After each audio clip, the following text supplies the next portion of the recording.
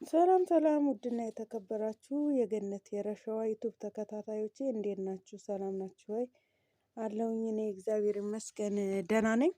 እንግዲህ ልጅ የወለደ ካለ የኔ ጓደኞች ካላችሁ እስቲ ወልዳችሁ የምታውቁ እንደኔ ቀውሳችኋል ወይስ እንዴት ነው? እኔ ቅውስ እያልኩ ነው። ቅውስ በቃ ታውቃላችሁ፣ የጨለልኩኝ በቃ ታውቃላችሁ። መጅኑን እየሆንኩ ነው እየመጣ ያለሁት።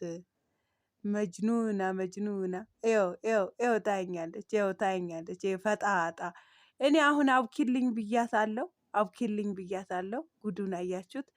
ሱቅ ውስጥ ሆኜ ዳቦ ጋግራለሁ እንደምታውቁትና ይኸው የገለበጥኩት ውሃ ሄጄ እስከማመጣ ድረስ እሷ ገብታበታለች። እና እንደ ጉድ እኮ ነው እናንተ፣ ጉድ ነው። እና ከልጅ ጋር ስራ በጣም ቢከብድም እንግዲህ ደስ የሚልም የሚከብድም ደግሞ እንትን አለው፣ ስሜት አለው። ከልጅ ጋር ስራ የበለጠው ደግሞ ያው እግዚአብሔር በሰጠ ጸጋ ደግሞ ደስ ቢለንም በጣም ደግሞ ይደክማል። እንግዲህ እያያችሁት ነው እንዴት ምን እያረገች እንደሆነ።